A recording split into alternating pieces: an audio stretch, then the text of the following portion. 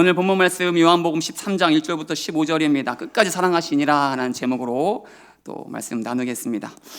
오늘날 아내가 제게 또 질문을 했습니다. 뭐라고 질문했냐면, 만약에 내가 먼저 죽어서 당신이 재혼하게 된다면, 제가 재혼하게 된다면 나중에 당신이 나이가 들어서 죽게 되었을 때에 누구 옆에 묻힐 거야?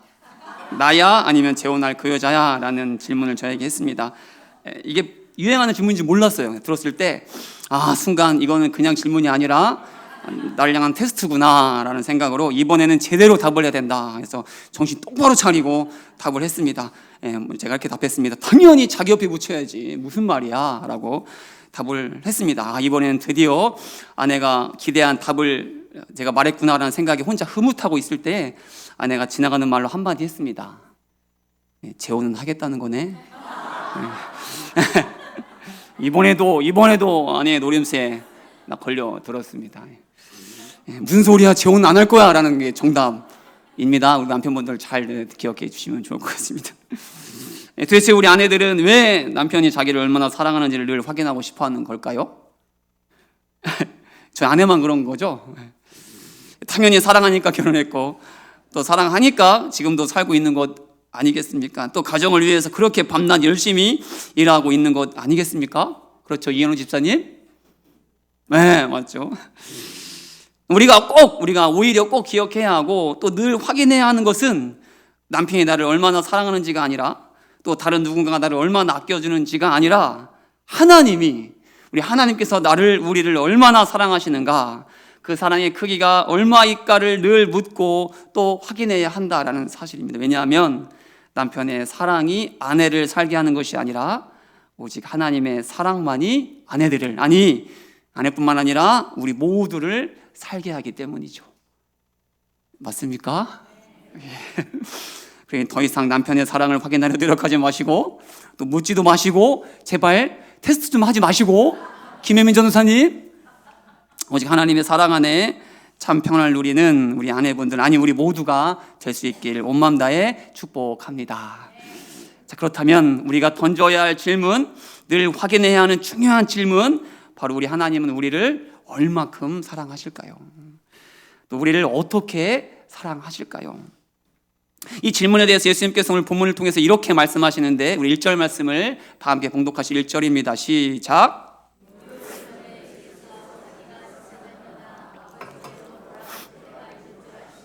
세상에 있는 자기 사람들을 사랑하시되 끝까지 사랑하시되. 예, 그렇습니다. 예수님께서는 사람을 어떻게 사랑하셨습니까? 우리를 얼마나 사랑하셨습니까? 자기 사람을 사랑하시되 끝까지 사랑하셨다. 끝까지 사랑하셨다.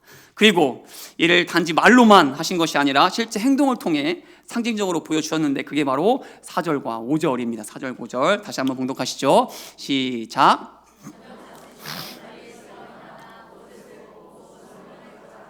허리에 두르시고 이에 대하여 물을 떠서 제 아들의 발을 씻으시고. 예수님께서는 우리를 끝까지 사랑하십니다. 그리고 그 사랑을 이 세족식을 통해서 그 끝까지 사랑하는 것이 무엇인지를 우리에게 직접 보여주시는 거죠. 우리를 얼마큼 그리고 어떻게 사랑하시는지를 이 세족식을 통해 상징적으로 우리에게 보여주신다라는 사실입니다.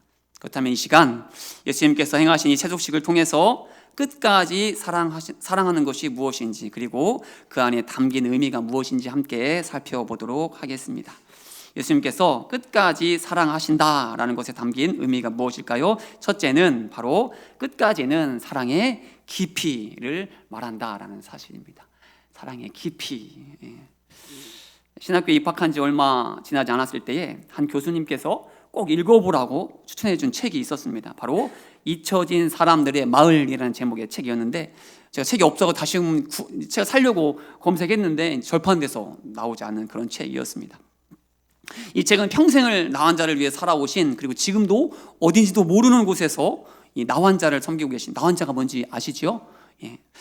김요석 목사님의 이야기를 담은 책입니다. 이 김요석 목사님은 60년대 정도의 그 힘든 시절에 말씀에 대한 사모함으로 독일 유학길에 올랐다고 합니다. 당시 독일은 자유주의, 그러니까 성경을 사실로 믿지 않는 분위기가 팽배했습니다. 한 번은 수업을 듣는데 한 교수가 아직도 성경을 실제 이야기로 믿는 사람은 손 들어보라 라는 질문에 그 한반에 목사님 단 한 명만 손을 들었다고 합니다. 그러자 그 교수가 당신은 하나님이 살아계신다고 아직 믿는 모양인데 그럼 그분의 얼굴이라도 직접 봤나? 아니면 그분과 악수라도 해봤나? 어떻던가? 따스하던가? 차갑던가? 라는 질문으로 만학생이 보는 그 자리에서 그 목사님을 조롱했다고 합니다. 근데 목사님께 더 큰 충격은 그 조롱에 그 질문에 답할 말이 본인에게 없었다는 것이죠. 왜냐하면 아직 경험하지 못한 하나님의 체온 때문이었습니다. 하나님의 손을 직접 잡아본 적이 없었기 때문에 따스한지 차가운지 답을 할 수 없었다는 것이죠. 어떻게 보면 되게 솔직한 분이시죠. 이런 고민은 유학을 마치고 한국에 돌아와서도 신학교 교수의 자리에 올랐음에도 계속되었다고 합니다. 그러던 중 그의 영적 상태를 알았던 한 목사님의 소개로 시골의 작은 교회에 부임을 하게 되는데 그 교회는 전라남도 영암에 있는 작은 시골 마을, 그냥 시골 마을은 아니고 나완자촌의 작은 시골 교회에 부임을 하게 되었다고 합니다. 교수직을 내려놓고 작은 시골 교회, 그것도 나완자촌의 교회에 부임한다는 것이 결코 쉬운 결정은 아니었지만 그만큼 영적 갈증이 심했기 때문에 그 엄청난 결정을 하게 되었던 것이죠. 그렇게 부임 후에 첫 주일 설교를 마치고 문 밖에 나가 교인들과 인사를 하는데 선뜻 손을 내밀어 악수를 할 수 없었다고 합니다. 왜 그랬겠습니까? 꼬부라진 손, 손목까지 다 없어진 손, 만지면 금방이라도 터질 것 같이 노란 고름이 가득한 손, 이런 손들이 그를 기다리고 있었기 때문이죠. 목사님의 표현대로 하자면 보기만 해도 진저리가 쳐지는 그런 손들이 자기 눈앞에 기다리고 있었다는 겁니다. 근데 그럼에도 그들의 손을 피할 수 없어 눈을 질끈 감고 악수를 하는데 그 순간 목사님의 뇌리에 스치는 한마디가 있었다고 합니다. 뭐였을까요? 바로 자신을 조롱하기 위해 했던 그 독일 교수의 그 질문, 당신은 하나님의 손을 잡아나 봤나? 그의 손이 따스하던가? 차갑던가? 라는 질문이 떠올랐답니다. 그리고 바로 그 순간 목사님은 지금 자신이 잡고 있는 그 손이 나환자의 손이 아니라 하나님의 손이라는 사실을 비로소 깨달았다라는 것이죠. 목사님이 차마 볼 수도 없어 눈을 질끈 감고 잡았던 그 손들이, 노란 고름이 터져 범벅이 된 그 손들이 바로 귀하신 하나님의 손이었음을 깨달았을 때에 온몸에 전율을 느꼈고, 또한 그때 비로소 목사님은 하나님의 사랑이 무엇인지, 또 하나님의 사랑의 깊이가 얼마나 깊은지를 비로소 그 자리에서, 그 나환자의 손을 잡은 그 자리에서 알게 되었다는 겁니다. 왜냐하면 사랑하는 만큼 희생할 수 있기 때문이죠. 사랑하는 만큼 기꺼이 내려갈 수 있기 때문이죠. 그곳이 심지어 문둥병의 자리일지라도 말입니다. 오늘 보면 4절과 5절을 다시 한번 봉독하시죠. 시작. 잡수시던 자리에서 일어나 겉옷을 벗고 수건을 가져다가 제자들의 발을 씻으시고 그 두르신 수건으로 닦기를 시작하여, 예수님께서는 제자들과 식사하시던 중에 갑자기 겉옷을 벗으셨습니다. 그리고 허리에 수건을 두르시고 대물을 떠서 제자들의 발을 닦기 시작하셨습니다. 그런데 이때 베드로가 어떻게 합니까? 6절의 말씀인데 다시 한번 봉독하시죠. 시작. 시몬 베드로에게 이르시되 베드로가 이르되 주여 주께서 내 발을 씻으시나이까. 베드로가 깜짝 놀란 거예요. 그래서 예수님께서는 예수님께 내 발은 씻을 수 없다라고 말합니다. 그도 그럴 것이, 당시 누군가의 발을 씻는 일은 누가 하는 일이었을까요? 바로 종이 하는 일, 종, 하인들이 하는 일. 그 중에서도 이방인 출신의 종, 쉽게 말하면 가장 비천한 종이 하는 일이 바로 주인이나 손님의 발을 씻는 일이었다는 겁니다. 그런데 그 일을 지금 누가 하려고 하십니까? 선생이시며 또 주인이신 예수님께서 오히려 발 씻김을 받아야 하는 분이 제자들의 발을, 그 더러운 발을, 그 먼지 투성이의 발을, 그 냄새나는 발을 씻으려고 무릎을 꿇고 계신다라는 겁니다. 그러니 당연히 베드로 입장에서는 있을 수 없는 일이 자신의 눈앞에 일어나고 있는 거예요. 그래서 절대로 내 발을, 이 더러운 발을 씻을 수 없다라고 말하고 있는 거죠. 근데 그럼에도 우리 예수님 어떻게 하십니까? 베드로의 강력한 만류에도 묵묵히 베드로의 발을, 또는 모든 제자의 발을 씻어내십니다. 친히 제자들의 종이 되어, 그것도 가장 비천한 종이 되어 그 더러운 발을 정성껏 씻어주고 계시는 것이죠. 그런데 이는 단순히 제자들의 발을 씻기 위해서 종이 되셨다는 것을 보여주는 것이 아닙니다.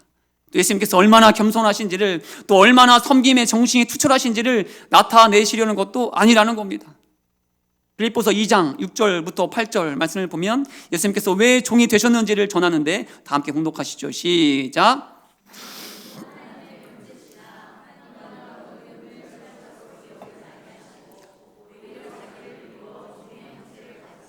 사람들과 같이 되셨고 사람의 모양으로 나타나사 자기를 낮추시고 죽기까지 복종하셨으니 곧 십자가에 죽으심이라. 그렇습니다. 예수님께서 종이 되신 이유, 하나님이신 예수님께서 그 천하고 천한 자리까지 내려가신 이유는 바로 우리를 위하여, 우리를 살리시려고 십자가에 달리시기 위함이었다라는 사실입니다. 그렇게 예수님께서는 기꺼이 자신의 생명을 내어놓기 위해 종의 자리까지 내려가셨다라는 것이죠. 그렇습니다. 예수님의 세족식은 하나님이신 예수님께서 종이 되어 우리를 위해 죽기까지 사랑하신다는 것을, 생명까지도 내어주실 만큼 우리를 사랑하신다는 것을 보여주는 겁니다. 그 사랑의 어마어마한 깊이를, 감히 측량할 수 없는 그 사랑의 높이를 우리에게 이 세족식을 통해 직접 보여주고 계시는 것이죠. 그렇습니다. 말씀 가운데 예수님의 끝까지의 사랑은, 이 세족식을 통해서 보여주신 하나님의 사랑은 바로 하나뿐인 아들의 생명까지도 우리를 위해 기꺼이 내어주실 만큼 깊다는 사실을 우리에게 보여주는 겁니다. 그 깊이가 너무 깊어 감히 측량할 수도 없다라는 사실입니다. 오늘 이 시간, 이 깊은 사랑, 이 높은 사랑 안에 우리가 있음을 기억하고 감사하는 우리 기흥의 믿음의 성도가 될 수 있기를 온 마음 다해 축복합니다. 예수님께서 끝까지 사랑하신다는 것을 담긴 의미가 무엇일까요? 두 번째는 끝까지는 사랑의 넓이를 의미합니다. 깊이도 깊지만 넓이도 넓다는 사실을 우리에게 말씀해 주고 계시는 거죠. 설교 때 몇 번 언급한 적이 있는 영화인데요, 공공의 적이라는 영화 혹시 기억나십니까? 제가 2번 정도 언급했던 적이 있는 것 같습니다. 이 영화는 개봉한 지 오래되었음에도 제가 잊지 못하는 이유는 이 영화의 한 장면 때문입니다. 그 영화를 보면 강도가 한 부잣집의 재산을 노리고 몰래 그 집을 침입해 부자인 노 부부를 칼로 무참히 해하는 장면이 나옵니다. 그때 노 부부 중 할아버지가 강도에 저항하다가 이 강도의 손톱 중에 일부가 빠지게 됩니다. 강도는 정신이 없어서 그 사실을 인지하지 못하지만 칼에 찔려 쓰러진 할아버지가 그 손톱을 발견하게 되고 피를 흘리며 고통 중에 죽어가면서도 이 할아버지는 가까스로 그 손톱을 집어서 삼킵니다. 왜 삼켰을까요? 이 할아버지는 강도의 신원을 파악하는 데 결정적 단서가 될 수 있는 그 손톱을 그 고통 중에 죽어가면서도 삼켰을까요? 왜 할아버지는 강도의 흔적을 감추려 했을까요? 그렇습니다. 아무리 마스크와 모자로 가리고 또 아무리 강도로 위장을 해도 자신을 칼로 찌른 그 강도가 자신의 아들이었다는 사실을 그 할아버지는 알았기 때문이죠. 그래서 어떻게든 아들의 잘못을 감추려 죽는 순간까지도 그 아들의 허물을 덮으려 악착같이 아들의 손톱을 움켜쥐고 입에 넣어 삼켰던 것입니다. 본문 11절 말씀 다시 한번 다 함께 공독하시죠. 11절 시작. 팔자가 누구인지 아심이라. 그러므로 다는 깨끗하지 아니하다 하시니라. 오늘 본문의 배경은 예수님께서 십자가를 지시기 전 제자들과 마지막 시간을 보내고 있는 그런 장면입니다. 그래서 오늘 13장의 말씀을 예수님의 고별사라고 칭하기도 합니다. 그런데 정작 제자들 대부분은 지금 예수님과 함께하는 마지막 시간이라는 사실을 몰랐습니다. 단 한 사람만 빼고 말입니다. 그 한 사람은 지금이 예수님과 함께하는 마지막 시간임을 다 알고 있었습니다. 그렇다면 그 한 사람이 누구였을까요? 네, 맞습니다. 예수님을 팔기로 작정한 가룟 유다였습니다. 그런데 그럼에도 우리 예수님은 어떻게 하십니까? 가룟 유다가 자신을 팔 것이라는 사실을 알고 계셨지만, 자신을 배신할 것이라는 사실을 이미 알고 계셨지만, 다 아시면서도 예수님은 어떻게 하셨습니까? 12절 다 함께 봉독하죠. 시작. 그들의 발을 씻으신 후에 옷을 입으시고 다시 앉아 그들에게 이르시되 내가 너희에게 행한 것을 너희가 아느냐. 예, 그렇습니다. 어떻게 하십니까? 다른 제자들과 마찬가지로 가룟 유다의 발도 씻겨 주십니다. 자신을 팔아 넘겨 십자가의 모진 고통을 당하게 할 원수였지만 예수님께서는 그 원수도 그 가룟 유다도 다른 제자들과 마찬가지로 동일하게 사랑의 마음으로 그 더러운 발을 깨끗하게 씻겨 주셨다라는 겁니다. 여러분이라면 가능하시겠습니까? 어떻게 이 일이 가능합니까? 어떻게 예수님께서는 가룟 유다의 발도 닦아주실 수 있으셨습니까? 어떻게 예수님께서는 원수까지도 품어주실 수 있으셨습니까? 그 이유는 예수님의 눈에는 가룟 유다가 원수로 보이지 않았기 때문입니다. 자신을 팔 나쁜 놈으로만 보인 것이 아니었기 때문입니다. 예수님의 눈에는 그 놈도 그 배신자도 하나님의 자녀로 보였던 겁니다. 돌이키고 회개할, 그래서 살아야 할 하나님의 아들로 보이셨기 때문에 예수님께서는 가룟 유다의 발도 닦아주셨던 겁니다. 그리고 돌아오길 기대하시면서 그의 발을 눈물로 닦아주셨던 것이죠. 끝까지의 사랑으로 가룟 유다를 포기하지 않으셨던 겁니다.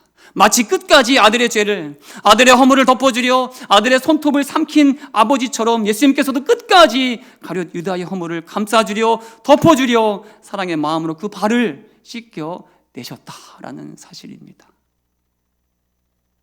그런데 우리도 마찬가지 아닙니까? 성도님들은 십자가를 보면 무슨 생각을 하십니까? 설교 전 우리가 함께 불렀던 찬송가의 가사처럼 말로 다 형용 못할 그 크신 사랑, 그 크신 은혜를 십자가를 볼 때마다 묵상하지 않으십니까? 날 향하신 하나님의 크신 사랑을 깊이 생각하지 않으십니까? 맞습니다. 잘하신 겁니다. 왜냐하면 십자가는 앞서 살펴보았듯이 측량할 수 없는 하나님의 사랑의 상징이기 때문입니다. 십자가는 감히 헤아릴 수 없는 하나님의 사랑을 보여주기 때문입니다. 그런데 그럼에도 그 전에 먼저 묵상해야 할 것이 있습니다. 하나님의 크신 사랑을 노래하기 전에 먼저 기억해야 할 것이 있다는 겁니다. 그것은 바로 내가 예수님을 못 박은 죄인이라는 사실입니다. 내가 바로 예수님을 십자가에 달리시는 수모를 겪게 한 원수라는 사실입니다. 그렇게 우리가 모두 가룟 유다라는 사실을 십자가를 볼 때마다 묵상하고 먼저 기억해야 한다는 사실입니다. 그리고 그럼에도 우리를 사랑하셔서 우리를 큰 사랑으로 품어주셔서 오늘 우리가 이 자리에 있다는 사실을, 우리를 원수로 보신 것이 아니라 우리를 배신자로 여기신 것이 아니라 우리를 하나님의 자녀, 하나님의 아들과 딸로 여기셔서 우리를 위해 십자가에 달리신 그 큰 사랑을 십자가를 바라볼 때마다 묵상하고 기억해야 한다는 사실입니다. 그렇습니다. 우리 하나님의 사랑은 원수까지도 포함합니다. 그 어떠한 죄를 저질러도 하나님의 사랑, 하나님의 용서에서 벗어날 자가 없다라는 사실입니다. 하늘을 두루마리 삼고 바다를 먹물 삼아도 다 기록할 수 없을 만큼 넓은 것이 바로 우리를 향한 하나님의 사랑이다라는 사실. 그리고 오늘 세속식을 통해서 예수님께서는 바로 이 사랑의 넓이를, 원수까지도 포함하는 하나님의 사랑의 크기를 우리에게 보여주고 계시는 것입니다. 그렇습니다. 우리 하나님의 사랑은 하나뿐인 아들의 생명도 기꺼이 내어주실 만큼 깊습니다. 그리고 하나님의 사랑은 도무지 용서 못할 원수도 포함할 만큼 넓습니다. 이 깊고도 이 넓은 사랑이 바로 우리를 향한 하나님의 사랑이라는 사실입니다. 아멘이십니까? 자, 그렇다면 분위기를 좀 바꿔서 수학 문제를 한번 내보겠습니다. 제가 오래전 금요기도회 때 이 본문으로 설교할 때 이 질문을 했던 적이 있는데요, 제가 이 질문을 생각하고 문연필 대단하다, 창의적이다라고 스스로 감탄했던 질문이었습니다. 그렇다면 하나님의 사랑을 수학적으로 계산하면 어떻게 될까요? 혹시 크기, 부피 구하는 공식 혹시 기억나십니까? 예, 기억 안 나신 분을 위해서 가장 최근까지 공부하신 분 중에 우리 준현 형제 화면 띄워주시죠. 예, 직면체의 부피 구하는 공식, 크기 구하는 공식 뭘까요? 훌륭하십니다. 쉽게 말해서 높이 곱하기 밑면의 넓이입니다. 자, 그렇다면 이 공식에 대입해서 하나님의 사랑의 크기를 한번 구해 보시죠. 예. 공식 띄워주시죠. 넓이, 원수까지도 사랑하심. 높이, 생명만큼 사랑하심. 곱하면 곱해보시죠. 계산이 되십니까? 예, 1부에서는 답이 나왔습니다. 2부도 답이 나올까요? 맞습니다. 예, 무한대. 그렇습니다. 우리 하나님의 사랑의 크기, 이 지구를 담고도 남겠죠. 지구만 담겠습니까? 온 우주를 담고도 남겠죠. 그래서 이 하나님의 사랑에서 벗어날 수 있는 사람은 아무도 없다. 그리고 더 중요한 것은 지금 우리가 이 큰 사랑 안에 있다. 그래서 하나님의 사랑을, 이 엄청난 크기를 깨달은 사도 바울이 뭐라고 고백합니까? 로마서 8장 37, 38절 다 함께 묵독합니다. 시작.